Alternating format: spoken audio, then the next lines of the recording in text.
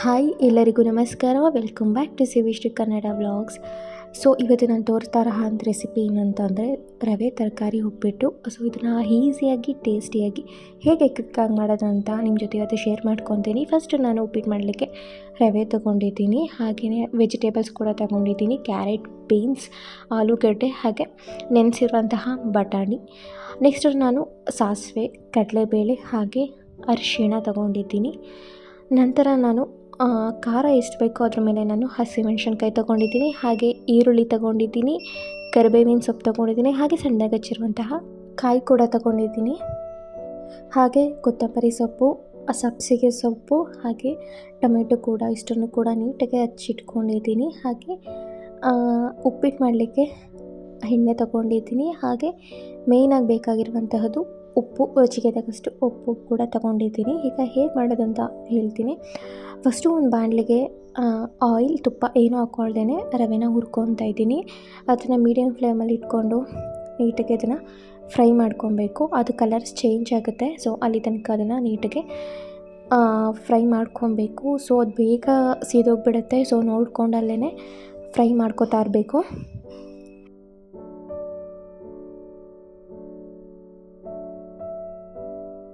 So ಇವಾಗ ನೋಡಿ colour ಕೂಡ ಚೇಂಜ್ ಆಗಿದೆ, ನೀಟಾಗಿ ಅದು ಫ್ರೈ ಆಗಿದೆ. ಫ್ರೈ ಆದಮೇಲೆ ನಾನು ಬೇರೆ ಬೌಲಿಗೆ ಅದನ್ನು ಹಾಕ್ಕೊಂಡು ಅದೇ ಬಾಣಲಿಗೆ ನಾನು ಇವಾಗ ಎಣ್ಣೆ ಹಾಕ್ಕೊತಾ ಇದ್ದೀನಿ. ಎಣ್ಣೆ ಹಾಕಿದ್ದು ಸ್ವಲ್ಪ ಬಿಸಿ ಆಗಿದ ತಕ್ಷಣ ನಾನಿವಾಗ ಸಾಸಿವೆ ಹಾಕ್ಕೊತಾ ಇದ್ದೀನಿ.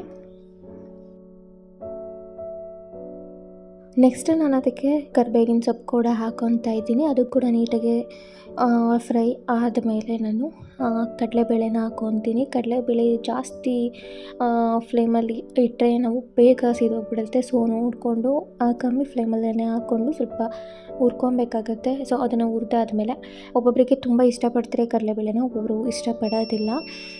ಸೊ ಊಟಕ್ಕೆ ಸಿಕ್ಕಿದ್ರೇ ಇರಿಟೇಟ್ ಮಾಡ್ತಾರೆ, ಸೊ ನೋಡ್ಕೊಂಡು ಹಾಕಿ, ಜಾಸ್ತಿ ಹಾಕೋದಕ್ಕೆ ಹೋಗಬೇಡಿ. ಹಾಗೆ ಅದನ್ನು ಅಲ್ಲೇ ಫ್ರೈ ಮಾಡ್ಕೊಳ್ಳಿ. ಜಾಸ್ತಿ ಫ್ಲೇಮ್ ಕೊಟ್ಟರೆ ಸೀದೋಗಿಬಿಡುತ್ತೆ, ಸೊ ಅಲ್ಲೇ ಫ್ರೈ ಮಾಡ್ಕೊಳ್ಳಿ. ನೆಕ್ಸ್ಟು ನಾನು ಅದಕ್ಕೆ ಕಡಲೆಬೇಳೆ ಸ್ವಲ್ಪ ಫ್ರೈ ಆದಮೇಲೆ ನಾನು ಹಸಿಮೆಣ್ಸಿನ್ಕಾಯಿ ಕೂಡ ಹಾಕ್ಕೊತಾ ಇದ್ದೀನಿ. ಸೊ ಉಪ್ಪಿಟ್ಟು ಮಕ್ಕಳಿರೋ ಮನೆಯಲ್ಲಿ ಲಿಮಿಟಾಗಿ ಹಾಕಿ ಹಸಿಮೆಣ್ಸಿನ್ಕಾಯಿನ, ಸ್ವಲ್ಪ ಖಾರ ಆದರೆ ಕಷ್ಟ. ಹಾಗೆ ಒಂದೊಂದು ಹಸಿಮೆಣ್ಸಿನ್ಕಾಯಲ್ಲಿ ಖಾರ ಜಾಸ್ತಿ ಇರೋಲ್ಲ, ಒಂದೊಂದು ಹಸಿಮೆಣ್ಸಿನ್ಕಾಯಲ್ಲಿ ಖಾರ ತುಂಬ ಇರುತ್ತೆ. ಹಾಗಾಗಿ ನೋಡ್ಕೊಂಡು ಕ್ವಾಂಟಿಟೀಲಿ ಹಾಕ್ಕೊಳ್ಳಿ. ಹಾಗೆ ಹಸಿಮೆಣ್ಸಿನ್ಕಾಯಿ ಆದಮೇಲೆ ನಾನು ಈರುಳ್ಳಿನ ಕೂಡ ಹಾಕ್ಕೊತಾ ಇದ್ದೀನಿ. ಈರುಳ್ಳಿ ನೀಟಾಗಿ ಫ್ರೈ ಆಗಬೇಕು, ಅದು ಕಲರ್ ಚೇಂಜ್ ಆಗುತ್ತೆ, ಬ್ರೌನ್ ಕಲರ್ ಬರುತ್ತೆ. ಸೊ ಅಲ್ಲಿ ತನಕ ನೀಟಾಗಿ ಫ್ರೈ ಮಾಡ್ಕೊಬೇಕು.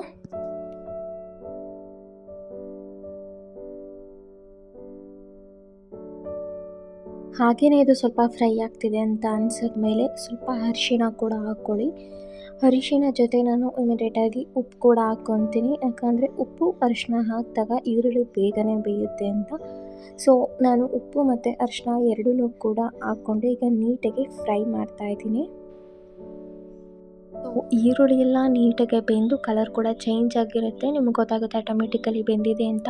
ಅದು ನೀಟಾಗಿ ಬೆಂದಾದ್ಮೇಲೆ ನಾನು ತರಕಾರಿಯಲ್ಲೇ ಏನು ಹಚ್ಚಿಟ್ಕೊಂಡಿದ್ದೆ ಅದನ್ನೆಲ್ಲ ಕೂಡ ನೀಟಾಗಿ ಹಾಕ್ಕೊತಾ ಇದ್ದೀನಿ. ಆಲೂಗಡ್ಡೆ, ಬೀನ್ಸ್, ಕ್ಯಾರೆಟ್ ಹಾಗೆ ನೆನೆಸಿರುವಂತಹ ಬಟಾಣಿ ಇಷ್ಟನ್ನು ಕೂಡ ನೀಟಾಗಿ ಹಾಕ್ಕೊಂಡು ಮಿಕ್ಸ್ ಮಾಡ್ಕೊತಾ ಇದ್ದೀನಿ. ನಾನು ವೆಜಿಟೇಬಲ್ಸ್ ಆದಮೇಲೆ ಕೂಡ ಸ್ವಲ್ಪ ಉಪ್ಪು ಹಾಕ್ಕೊತೀನಿ. ಈರುಳ್ಳಿ ಹಾಕಿದಾಗಲೂ ಸ್ವಲ್ಪ ಹಾಕ್ಕೊಂಡಿದ್ದೆ, ವೆಜಿಟೇಬಲ್ಸ್ ಹಾಕಾದ್ಮೇಲೂ ಕೂಡ ವೆಜಿಟೇಬಲ್ಸ್ ಜೊತೆ ಸ್ವಲ್ಪ ಉಪ್ಪು ಹಾಕ್ಕೊತೀನಿ, ಯಾಕಂತಂದರೆ ವೆಜಿಟೇಬಲ್ಸ್ಗೂ ಕೂಡ ಉಪ್ಪು ಕರೆಕ್ಟಾಗಿ ಹಿಡೀಲಿ ಅಂತ. ಸೊ ಅದನ್ನು ಕೂಡ ಹಾಕ್ಕೊಂಡು ನೀಟಾಗಿ ಅದನ್ನು ಮಿಕ್ಸ್ ಮಾಡ್ಕೊತಾ ಇದ್ದೀನಿ.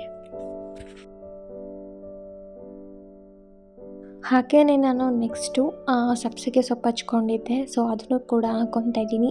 ಸಬ್ಬಸಿಗೆ ಸೊಪ್ಪು ಹಾಕಿದ್ರೇ ಸಖತ್ತು ಟೇಸ್ಟ್ ಬರುತ್ತೆ, ಸೊ ಅದನ್ನು ಕೂಡ ನೀಟಾಗಿ ಫ್ರೈ ಮಾಡ್ಕೊಬೇಕು.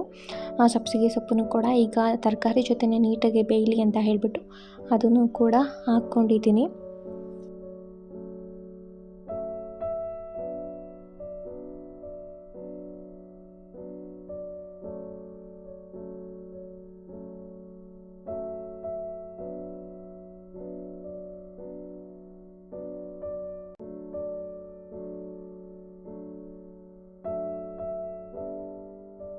ಸೊ ತರಕಾರಿ ಎಲ್ಲ ನೀಟಾಗಿ ಬೇಯಲಿ ಅಂತ ಹೇಳಿಬಿಟ್ಟು ಗ್ಯಾಸ್ನ ಲೋ ಫ್ಲೇಮ್ಗೆ ಹಾಕ್ತಾಯಿದ್ದೀನಿ. ಹಾಕಿಬಿಟ್ಟು ನೀಟಾಗಿ ತಟ್ಟೆಯಲ್ಲಿ ಕವರ್ ಮಾಡ್ತಾಯಿದ್ದೀನಿ.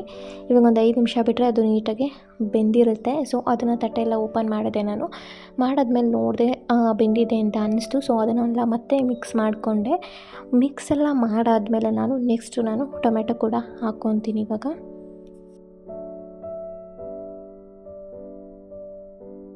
ಸೊ ಯಾವುದೇ ಒಂದು ಕುಕ್ಕಿಂಗ್ ಆದ್ರೂ ಅದನ್ನು ನೀಟಾಗಿ ಬೇಯಿಸಬೇಕು, ಫ್ರೈ ಮಾಡಬೇಕು. ಅದು ಫ್ಲೇವರ್ ಚೆನ್ನಾಗಿ ಬಂದಮೇಲೆ ಅದು ಬೆಂದಿದೆ ಅಂತ ಅರ್ಥ. ಸೊ ಇವಾಗ ಟೊಮೆಟೊ ಕೂಡ ನೀಟಾಗಿ ಫ್ರೈ ಮಾಡಿದ್ದೀನಿ. ಫ್ರೈ ಮಾಡಿ ಅದು ಟೊಮೆಟೊ ಎಣ್ಣೆ ಬಿಡುತ್ತೆ. ಸೊ ಎಣ್ಣೆ ಬಿಟ್ಟಾದಮೇಲೆ ನಾನು ನೋಡಿಕೊಂಡು ನೀರು ಹಾಕ್ಕೊತಾ ಇದ್ದೀನಿ. ರವೆ ಆಗಲಿ, ಅದಕ್ಕೆ ನೀರಾಗಲಿ, ಅದಕ್ಕೆ ಉಪ್ಪಾಗಲಿ ಯಾವುದನ್ನು ಕೂಡ ನಾನು ಮೆಷರ್ಮೆಂಟ್ ಮಾಡಲ್ಲ.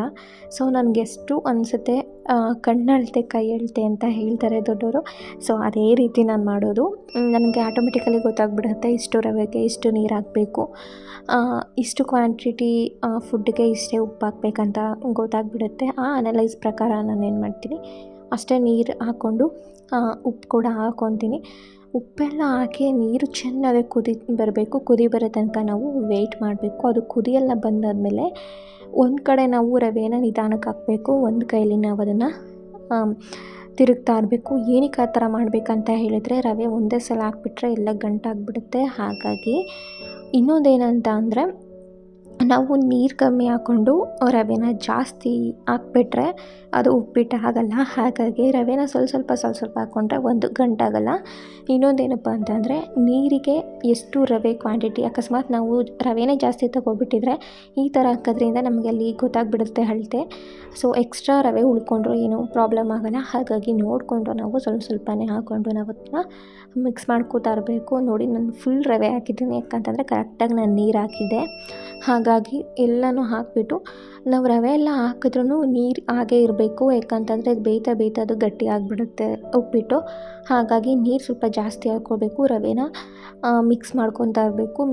ರವೆ ಎಲ್ಲ ಹಾಕಿದ್ರೂ ನೀರಿದೆ ಅಂತಂದರೆ ನಾವು ಪರ್ಫೆಕ್ಟಾಗಿ ಹಾಕಿದ್ದೀವಿ ಅಂತ ಅರ್ಥ. ಸೊ ಇವಾಗ ನೀಟಾಗಿ ಎಲ್ಲದನ್ನೂ ಹಾಕ್ಕೊಂಡು ಮಿಕ್ಸ್ ಮಾಡ್ಕೊತಾ ಇದ್ದೀನಿ.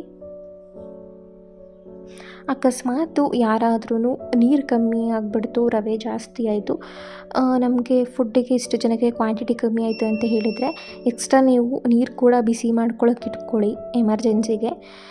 ಸೊ ಉಪ್ಪಿಟ್ಟು ಮಾಡಬೇಕಾದ್ರೆ ನೀರೇನಾದರೂ ಕಮ್ಮಿ ಆಯಿತು ಅಂತ ಅನಿಸಿದ್ರೆ ಇಮಿಡಿಯೇಟಾಗಿ ನೀವು ಬಿಸಿನೀರು ಹಾಕ್ಕೊಂಡು ರವೆ ಹಾಕ್ಕೊಂಡು ಮ್ಯಾನೇಜ್ ಮಾಡ್ಕೋಬೋದು. ಹಾಗಾಗಿ ಹೇಳ್ತಾಯಿದ್ದೀನಿ. ನೋಡಿ ಎಷ್ಟು ತೆಳ್ಳಗಿದೆ, ಅದೆಷ್ಟು ಗಟ್ಟಿಯಾಗುತ್ತೆ ಅಂತ ನಾನು ನಿಮಗೆ ತೋರಿಸ್ತೀನಿ ಇವಾಗ. ನೆಕ್ಸ್ಟು ಅದೆಲ್ಲ ಆದಮೇಲೆ ಲಾಸ್ಟಲ್ಲಿ ನಾನು ಕೊತ್ತಂಬರಿ ಸೊಪ್ಪು ಮತ್ತು ಕಾಯಿನ ಆ್ಯಡ್ ಮಾಡ್ತೀನಿ. ನಾವು ಚಿಕ್ಕದಾಗಿ ಹಚ್ಚಿ ಹಾಕ್ಕೊಂಡಿದ್ರೆ ಕಾಯಿನ, ಅದು ಮಧ್ಯ ಸಿಗ್ತಾಯಿದ್ರೇ ಟೇಸ್ಟ್ ಸಕ್ಕತ್ತಾಗಿರುತ್ತೆ. ಹಾಗಾಗಿ ನಾನು ಕಾಯಿನ ಕೂಡ ಹಾಕ್ಕೊಂಡಿದ್ದೀನಿ. ಸೊ ನೋಡಿ ಎಷ್ಟು ಪರ್ಫೆಕ್ಟಾಗಿ ಆಗಿದೆ ಅಂತ ಉಪ್ಪಿಟ್ಟು. ಆ ಟೇಸ್ಟ್ ವೈಸ್ ಕೂಡ ನಿಜವಾಗ್ಲೂ ತುಂಬ ಚೆನ್ನಾಗಿತ್ತು. ಹಾಗೆಯೇ ಇದಕ್ಕೆ ಎಕ್ಸ್ಟ್ರಾ ಒಂದು ಆ್ಯಡ್ ಮಾಡ್ಕೋಬೋದು ಅಂತಂದರೆ ಶುಂಠಿ ಬೆಳ್ಳುಳ್ಳಿ ಪೇಸ್ಟ್ ಕೂಡ ಆ್ಯಡ್ ಮಾಡ್ಕೋಬೋದು, ಇನ್ನು ಎಕ್ಸ್ಟ್ರಾ ಫ್ಲೇವರ್ ಚೆನ್ನಾಗಿರುತ್ತೆ. ಸೊ ಅದನ್ನು ನಾವು ಈರುಳ್ಳಿ ಹಾಕ್ತೀವಲ್ಲ, ಈರುಳ್ಳಿ ಹಾಕಿದ್ಮೇಲೆ ನಾವು ಶುಂಠಿ ಬೆಳ್ಳುಳ್ಳಿ ಪೇಸ್ಟ್ ಹಾಕ್ಕೊಂಡು ಅದನ್ನು ಕೂಡ ನೀಟಾಗಿ ಫ್ರೈ ಮಾಡಿಕೊಂಡು ಮಾಡ್ಕೊಬೋದು. ಮಿಕ್ಸ್ ಮಾಡ್ಕೊಂಡಾದ್ಮೇಲೆ ಮತ್ತೆ ಒಂದು ಪ್ಲೇಟ್ ಮುಚ್ಚಿ ನಾನು ಜಸ್ಟ್ 2 ಮಿನಿಟ್ಸ್ ಅಷ್ಟೇ ಕಮ್ಮಿ ಉರಿಲಿ ನಾನು ಮತ್ತೆ ಬೇಯಿಸ್ಕೊತೀನಿ. ಸೊ ಉಪ್ಪಿಟ್ಟು ಅಂದರೆ ಆಲ್ಮೋಸ್ಟ್ ಎಲ್ಲರಿಗೂ ಮಾಡೋದಕ್ಕೆ ಬರುತ್ತೆ, ಏಕೆಂದರೆ ಈಸಿಯಾಗಿ ಮಾಡುವಂತಹ ರೆಸಿಪಿ ಇದು. ಆದರೂ ಕೂಡ ನನ್ನ ಚಾನಲಲ್ಲಿ ಈ ಒಂದು ರೆಸಿಪಿನ ಶೇರ್ ಮಾಡಬೇಕಂತ ಅಂದ್ಕೊಂಡು ನಿಮ್ಮ ಜೊತೆ ಶೇರ್ ಮಾಡ್ಕೊಂಡಿದ್ದೀನಿ. ಯಾರಿಗೆಲ್ಲ ಈ ಒಂದು ರೆಸಿಪಿ ಇಷ್ಟ ಆಗಿದೆ, ನನ್ನ ವ್ಲಾಗ್ ಇಷ್ಟ ಆಗಿದೆ, ದಯವಿಟ್ಟು ಲೈಕ್ ಮಾಡಿ, ಶೇರ್ ಮಾಡಿ, ಕಮೆಂಟ್ ಮಾಡಿ. ಹಾಗೆ ಇನ್ನು ನನ್ನ ಚಾನಲ್ನ ಸಬ್ಸ್ಕ್ರೈಬ್ ಮಾಡಿಲ್ಲ, ಬೇಗ ಸಬ್ಸ್ಕ್ರೈಬ್ ಮಾಡಿಕೊಳ್ಳಿ. ನೀವು ಕೂಡ ಒಮ್ಮೆ ಮನೆಯಲ್ಲಿ ಈ ಉಪ್ಪಿಟ್ಟನ್ನ ಟ್ರೈ ಮಾಡಿ ಹೇಗಿದೆ ಏನು ಅಂತ ನನ್ನ ಕಮೆಂಟ್ ಬಾಕ್ಸಲ್ಲಿ ತಿಳಿಸಿ.